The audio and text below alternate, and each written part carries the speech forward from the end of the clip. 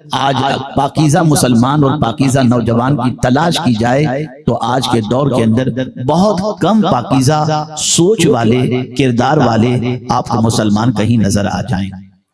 کبھی کبھی تو ہم دیکھتے ہیں کہ لباس شرعی کے اندر زندگی گزارنے والوں کے دامن پر بھی اللہ رحم و کرم فرمائے گناہوں کے بہت سارے دھبے نظر آتے ہیں، اور وہ خود بھی اپنے گناہوں پر رات کی تاریکی میں کبھی شرمندہ اور کبھی بے باکی کے ساتھ گناہ کے اندر ڈوبتے ہوئے دکھائی دیتے ہیں۔ میرے پیارے آقا صلی اللہ تعالی علیہ وسلم کے پیارے دیوانوں، گناہ ایسا عمل ہے کہ اگر کوئی یہ تصور کرے کہ گناہ کا بدلہ ہمیں ملے گا نہیں اور ہم گناہ کرتے چلے جائیں ہمارا بال بھی بیکا نہیں ہوگا، تو یہ اس کی خام خیالی ہے۔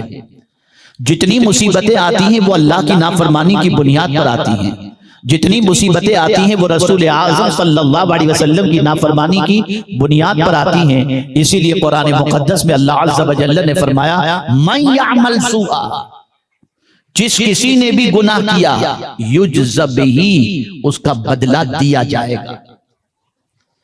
اے رسول اعظم صلی اللہ تعالی علیہ وسلم کے پیارے دیوانوں، اللہ عز و جل کی شان یہ ہے ان وعد اللہ حق، بے شک اللہ کا وعدہ سچا ہے، ان اللہ لا یخلف المیعاد، بے شک اللہ وعدہ خلافی نہیں فرماتا۔ میرے پیارے آقا صلی اللہ علیہ وسلم کے پیارے دیوانوں، اور اس کے قول کے حوالے سے خود قرآن کہتا ہے ومن اصدق من اللہ قیلا، اللہ سے زیادہ سچی بات کس کی ہو سکتی ہے؟ آپ مجھے بتاؤ، جب پروردگار نے فرما دیا کہ گناہ کا بدلہ دیا جائے گا، تو آج میں آپ سے پوچھنا چاہتا ہوں کیا یہ گناہ کا بدلہ نہیں ہے کہ زمین کے اوپر ہماری عزت ختم ہوتی جا رہی ہے؟ کیا یہ گناہ کا بدلہ نہیں ہے کہ روزی میں تنگی ہوتی جا رہی ہے؟ کیا یہ گناہ کا بدلہ نہیں ہے کہ وقار کا تاج سر سے اتارا جا رہا ہے؟ کیا یہ گناہ کا بدلہ نہیں ہے کہ زندگی سے سکون ختم ہو رہا ہے؟ کیا یہ گناہ کا بدلہ نہیں ہے کہ اللہ عز و جل مختلف امراض کے اندر گرفتار کر چکا ہے؟ کیا یہ گناہ کا بدلہ نہیں ہے کہ ہماری زندگی سے اطمینان چھین لیا گیا؟ اے رسول اعظم صلی اللہ تعالی علیہ وسلم کے پیارے دیوانوں،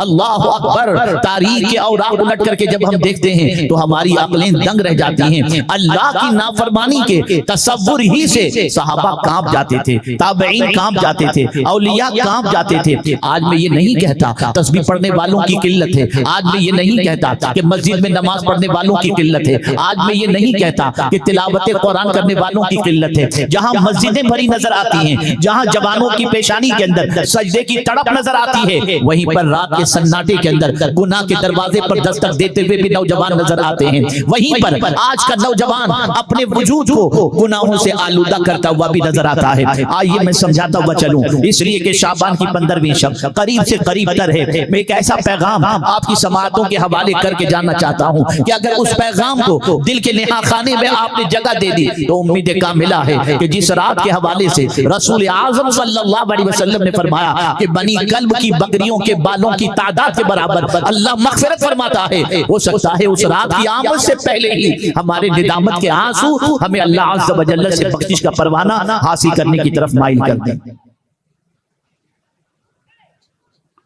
اے رسول اعظم صلی اللہ تعالی علیہ وسلم کے دیوانوں، آپ ذرا دیکھیں، تسبیح میں اگر اس وقت کسی سے کہہ دوں کہ اس طریقے سے آپ رات کو سونے سے پہلے پڑھ لیا کریں، ایک تسبیح سبحان اللہ کی پڑھ لیں، ایک تسبیح الحمدللہ کی پڑھ لیں، کہ آپ کو اتنا فائدہ ہوگا کہ پیسہ رکھنے کی جگہ نہیں ملے گی، ہم پڑھتے چلے جائیں گے۔ اس کے ثواب کے اندر کوئی یقیناً ثواب کے اندر کمی کا کوئی سوال نہیں ہوتا، لیکن آئیے میں آپ کو سمجھاؤں، آج تو مسلمانوں کے پاس اتنا وقت بھی کہاں رہ گیا کہ تسبیح کریں، آج مسلمانوں کے پاس اتنا وقت بھی کہاں رہ گیا کہ اللہ کا ذکر کریں۔ اللہ اکبر، میں حیران ہوں، کبھی کبھی تسبیح پڑھنے والوں کو بھی دیکھتا ہوں، کبھی اللہ کی حمد کرنے والوں کو بھی دیکھتا ہوں کہ ہاتھ میں تسبیح چل رہی ہے، موبائل دیکھا جا رہا ہے، ہاتھ میں تسبیح چل رہی ہے، اور آدمی کسی سے بات بھی کر رہا ہے، اشارہ بھی کر رہا ہے، تھوڑا سا پڑھا تھوڑی سی بات، تھوڑا سا پڑھا کچھ دیکھ لیا، تھوڑا سا پڑھ رہا ہے فون ریسیو کر رہا ہے، وہ تسبیح بھی پڑھ رہا ہے اور سارے کام بھی کر رہا ہے۔ لیکن آپ کو میں بتاؤں گا تو حیرت ہوگی، اللہ اکبر، آپ نے مینڈک کو دیکھا ہے؟ اللہ اللہ، یہ مینڈک اللہ کی تسبیح کرتا ہے، اسی لیے رسول اعظم صلی اللہ علیہ وسلم نے فرمایا مینڈک کو نہ مارنا، اس لیے کہ یہ اللہ کی تسبیح میں مصروف رہا کرتا ہے۔ اللہ اکبر، حضرت داؤد علیہ الصلوۃ والتسلیم نے ایک مینڈک کو محویت کے عالم کے اندر اللہ کی تسبیح کرتے دیکھا، پوچھا اس مینڈک سے تو کیا کر رہا ہے؟ اس نے کہا میں اللہ کی تسبیح کر رہا ہوں۔ اس محویت کے عالم میں تو کب سے کر رہا ہے؟ تو مینڈک نے جواب دیا 70 سال ہو گئے میں اسی طریقے سے اللہ کی محبت میں ڈوب کر اللہ کی تسبیح کر رہا ہوں۔ تسبیح بہت بڑا عمل ہے۔ اللہ عز و جل ارشاد فرماتا ہے وَيُسَبِّحُ الرَّعْدُ بِحَمْدِهِ، بجلی بھی اللہ کی تسبیح کرتی ہے۔ تسبیح کے حوالے سے اللہ نے فرمایا وَإِن مِّن شَيْءٍ إِلَّا يُسَبِّحُ بِحَمْدِهِ، ہر چیز اللہ کی تسبیح اور تحمید کرتی ہے۔ یہ تسبیح ہی ہے کہ میرے پیارے آقا صلی اللہ علیہ وسلم کے پیارے دیوانوں اسے توبہ کی کنجی کہا گیا۔ یہ تسبیح ہے جس کی بنیاد پر اللہ عز و جل روزی عطا فرماتا ہے۔ یہ فرمایا گیا اگر کوئی رزق کا طلبگار ہے تو فرشتوں کی تسبیح کرے، یعنی سبحان اللہ و بحمدہ، سبحان اللہ العظیم پڑھے، اس کی برکت سے اللہ روزی عطا فرمائے گا۔ اے رسول گرامی وقار صلی اللہ علیہ وسلم کے دیوانوں، تسبیح کا بڑا اونچا مقام ہے۔ آپ ذرا دیکھیں نماز کی ابتدا کرتے ہیں تو تکبیر تحریمہ کے بعد معوذتین، تکبیر تحریمہ کے بعد تعوذ اور تسمیہ سے پہلے اللہ کی تسبیح کرتے ہیں۔ ہم رکوع میں جاتے ہیں اللہ کی تسبیح کرتے ہیں، ہم سجدے میں جاتے ہیں اللہ کی تسبیح کرتے ہیں، اور آج روزی کی فراوانی کے لیے بھی بہت سارے لوگ اللہ کی تسبیح کو اپنی زندگی میں بطور وظیفہ اختیار کر چکے ہیں۔ کوئی مضاہقہ کی بات نہیں، لیکن جب میں حضرت سفیان ثوری علیہ الرحمہ سے پوچھے جانے والے سوال کا جواب سنتا ہوں تو عقل دنگ رہ جاتی ہے۔ کسی نے حضرت سفیان ثوری رحمت اللہ تعالی علیہ سے سوال پوچھا حضور میں تسبیح کروں یا استغفار؟ میں اللہ کی تسبیح کروں یا اللہ سے مغفرت طلب کروں؟ سبحان اللہ پڑھوں یا استغفر اللہ پڑھوں؟ اب جواب سنیے، حضرت سفیان ثوری رحمت اللہ تعالی علیہ فرماتے ہیں کپڑا اگر گندا ہو تو اسے خوشبو کی نہیں صابن کی ضرورت ہوتی ہے۔ کپڑا اگر گندا ہو تو اسے خوشبو کی نہیں صابن کی ضرورت ہوتی ہے۔ سن لو، تسبیح خوشبو ہے، استغفار صابن ہے۔ پہلے اپنے گناہوں سے معافی مانگو، پھر اللہ کی تسبیح کرو، خوشبو بھی مہکے گی اور تم پاک صاف ستھرے بھی ہو۔ اے رسول گرامی وقار صلی اللہ تعالی علیہ وسلم کے پیارے دیوانوں، گناہوں میں ڈوبا ہوا آج کا انسان گناہ ہی نہیں کرتا، بلکہ میں آپ کو بتاؤں گناہ سے بھی سخت ترین جو چیز ہے وہ کیا ہے۔ اے رسول اعظم صلی اللہ تعالی علیہ وسلم کے دیوانوں، ایک ہے گناہ کرنا، یہ تو جرم ہوا۔ گناہ کرنا یہ جرم ہوا، یہ اللہ کی نافرمانی ہوئی۔ لیکن گناہ سے بھی سخت ترین چیز کیا ہے؟ کبھی آپ نے سوچا؟ اور معاشرے کا جائزہ لے لیجئے تو آپ کو لگے گا کہ آج معاشرہ اس چیز کے اندر گرفتار ہے۔ گناہ سے بھی سخت ترین چیز یہ ہے کہ آدمی گناہ کو ہلکا سمجھے، گناہ کو ہلکا سمجھے۔ کیا یہ بات سچ نہیں کہ آج کے مسلمان کی پوزیشن یہ ہے کہ اللہ کی نافرمانی کو بالکل کوئی اہمیت نہیں دیتا، ہلکا سمجھتا ہے، یار چلتا ہے مولانا۔ آج کے دور میں معاذ اللہ یہ گناہ سے بھی زیادہ سخت ترین ہے۔ وہ فرشتے جو معصوم ہیں، معصوم ہیں، جن سے گناہ ہونا محال ہے، ان فرشتوں کے حوالے سے قرآن کہتا ہے اللہ جو فرماتا ہے فرشتے اللہ کے فرمان پر عمل کرتے ہیں اور کبھی اللہ کی نافرمانی وہ نہیں کرتے۔ وَيَفْعَلُونَ مَا يُؤْمَرُونَ، جو اللہ فرماتا ہے وہی کرتے ہیں۔ آپ زمین و آسمان کو دیکھو، چاند و سورج کو دیکھو، اللہ اکبر۔ ماہ رمضان المبارک قریب ہے، آپ کو معلوم ہوگا کہ آپ ماہ رمضان المبارک میں روزہ رکھنے کے لیے آپ سحری کا وقت کب ختم ہوتا ہے، اسے ایک دن پہلے نہیں، ایک مہینہ پہلے نہیں، بنائے ہوئی دائمی تقویم سے آپ ٹائم دیکھ لیتے ہیں 5:44 یہ سحری ختم ہونے کا آخری وقت ہے، اور اسی طریقے سے افطار کے سلسلے میں 6:25 یہ افطار کا وقت ہے۔ میں ایک سوال آپ سے پوچھنا چاہتا کرتا ہوں. بتاؤ کسی دن ایسا ہوا کہ دائمی تقویم میں لکھا ہوا جو ٹائم ہے اس سے تھوڑا سا لیٹ معاملہ ہوا ہو, اس سے زیادہ اس سے لیٹ معاملہ ہوا ہو؟ نہیں, اسی ٹائم پر صبح صادق ہو جاتی ہے. اسی طریقے سے سورج کے غروب ہونے کا جو معاملہ ہے وہ بھی اسی وقت غروب ہوتا ہے. یا اللہ میں حیران ہوں, زمانہ گزر چکا, یہ سورج اللہ کی نافرمانی نہیں کرتا. جس وقت وہ نکالتا ہے اسی وقت وہ نکلتا ہے, جس وقت اس کو غروب ہونا ہوتا ہے اسی وقت پہ وہ غروب ہوتا ہے. اس سورج سے تم استفادہ کرتے ہو, کبھی اس اینگل سے بھی سورج کو دیکھو تو صحیح کہ یہ سورج اللہ کی نافرمانی ایک سیکنڈ کے لیے نہیں کرتا, ایک لمحے کے لیے نہیں کرتا. اللہ اکبر. کبھی اس سورج کی فرما برداری کو دیکھ کر کیا ضمیر نہیں جاگتا؟ کیا طبیعت میں بیداری پیدا نہیں ہوتی؟ وہ سورج جسے اللہ نے اشرف المخلوقات نہیں بنایا, لیکن وہ بھی اللہ کی حکم عدولی نہیں کرتا. جو ٹائم بتا دیا گیا اسی ٹائم پر نکلتا ہے, اور جو ٹائم پر حکم دے دیا گیا اسی ٹائم پر غروب ہوتا ہوا دکھائی دیتا ہے. زمین کو دیکھ لیجئے میرے پیارے آقا صلی اللہ علیہ وسلم کے پیارے دیوانوں, جب اللہ حکم دیتا ہے زمین شق ہو جاتی ہے. جب اللہ حکم دیتا ہے میرے پیارے آقا صلی اللہ علیہ وسلم کے پیارے دیوانوں, بارش ہوتی ہوئی دکھائی دیتی ہے. اللہ اکبر. یہ سارا نظام قدرت کے حکم کے مطابق چلتا ہوا دکھائی دیتا ہے. سب اللہ کی اطاعت کرتے ہیں, لیکن اللہ اکبر جب ہم مسلمان اور انسان کو دیکھتے ہیں تو اس سے بڑا بے باک ہمیں کوئی دکھائی نہیں دیتا. بے خوفی کے ساتھ, بے باکی کے ساتھ اپنے پروردگار جس کا رزق وہ کھا رہا ہے اس کی نافرمانی کرتا ہوا نظر آتا ہے. وہ جن جن چیزوں سے منع کرتا ہے وہی چیزیں آج کا مسلمان کرتا ہوا نظر آتا ہے, اسی میں گرفتار ہوتا ہوا نظر آتا ہے. میرے پیارے آقا صلی اللہ تعالی علیہ وسلم کے پیارے دیوانوں, آئیے میں سمجھاتا ہوا چلوں. عرض یہ کر رہا تھا گناہ کو ہلکا سمجھنا, ایک تو نافرمانی, اور پھر نافرمانی کے علاوہ بالائے جرم یہ کہ اس گناہ کو کوئی اہمیت ہی نہیں دینا, ہلکا سمجھنا. کیا ہو گیا اگر غلطی ہو گئی تو گناہ سے بڑا جرم یہ ہے کہ گناہ کو ہلکا سمجھا جائے. آپ کے نزدیک کبھی باپ کی حیثیت سے خود کو دیکھو, کبھی ماں کی حیثیت سے خود کو دیکھو, تو آپ کا بیٹا اگر آپ کی ایک بات نہ مانے تو آپ اس سے کہتے ہیں بڑا نافرمان ہے, یہ نالائق ہے. بیوی اگر شوہر کی بات نہ مانے تو شوہر کہتا ہے بڑی نالائق بیوی ہے.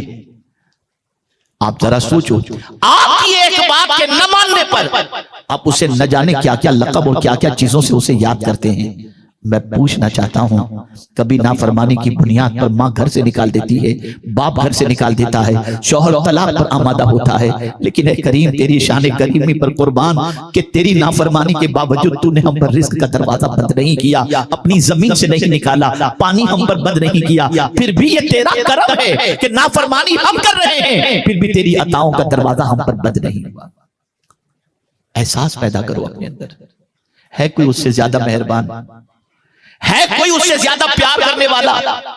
ہے کوئی اس سے زیادہ کرم کی بارشیں کرنے والا؟ میں ایک حدیث آپ کے سامنے پیش کروں گا, آپ کے رونگٹے کھڑے ہو جائیں گے. اللہ اکبر. دو بھائی تھے, ایک بڑا نیکوکار تھا اور ایک بڑا پاپی تھا.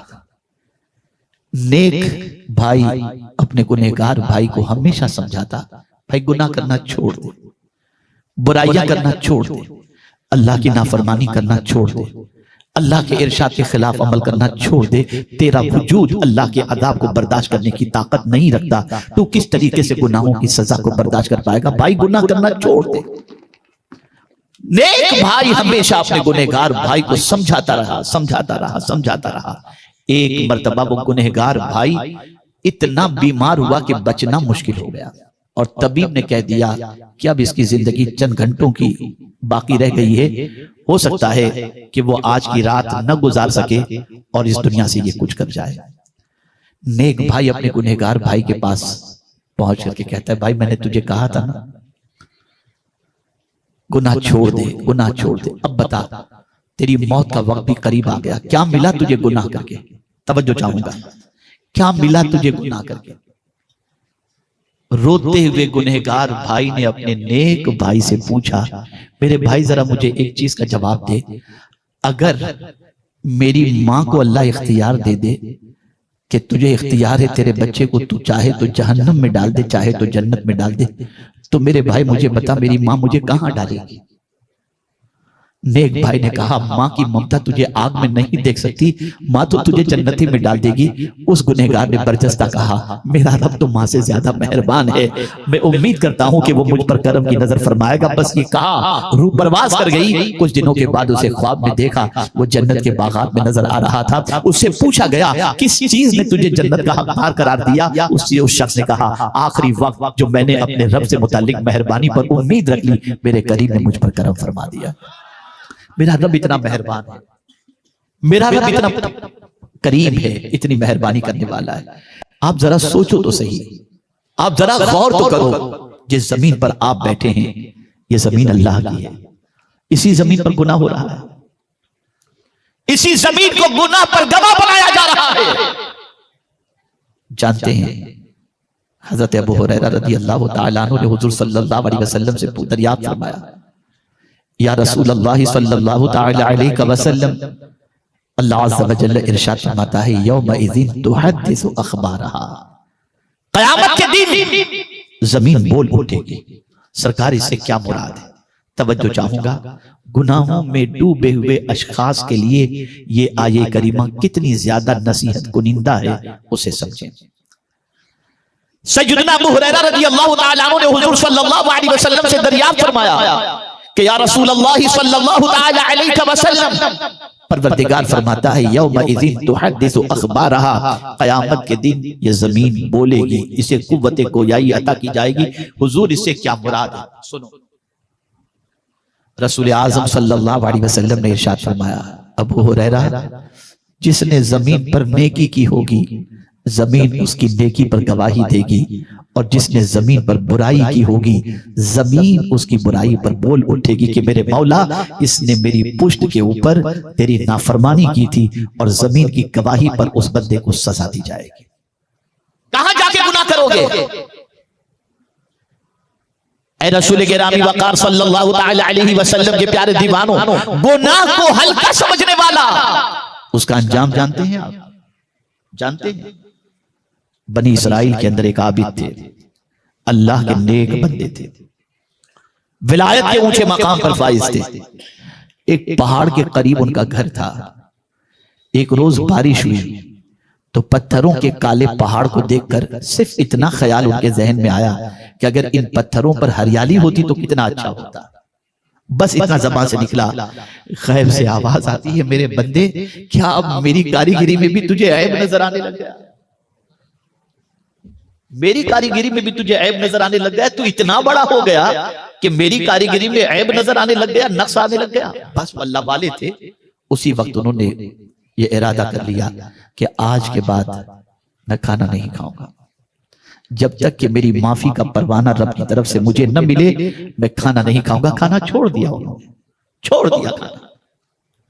دن گزرتے گئے، وقت گزرتا گیا۔ ایک دن اسی محلے کے اندر چند جوانوں نے کوئی دعوت رکھی تھی، تو ان کو بحیثیت بزرگ انہوں نے مدعو کیا اور کہا حضور کھانے کے لیے آپ تشریف لائیں، ہمارے یہاں آپ کو دعوت ہے۔ بزرگ نے فرمایا بیٹے مجھے معذور سمجھے، میں کھانے کے لیے نہیں آ سکتا۔ نوجوانوں نے بہت ضد کی، انہوں نے بار بار یہی کہا میرا عذر قبول کر لو، میں نہیں آ سکتا۔ تو آپ جانتے ہیں نوجوانوں میں کچھ منچلے نوجوان ہوتے ہیں جو ضد پکڑ لیتے، نہیں میں تو کچھ نہیں جانتا، آنا ہی پڑے گا۔ ایسا ہی ایک جوان تھا، اس نے اس بزرگ سے کہا حضور آپ کیوں نہیں آتے، مجھے بتائیں کیوں نہیں آتے؟ آپ کو آنا ہی پڑے گا، کچھ بھی کریں آپ کو آنا پڑے گا۔ تب وہ بزرگ فرمانے لگے میری زبان سے ایک ایسا جملہ نکل گیا جو رب قدیر جل جلالہ کی ناراضگی کا سبب بنا۔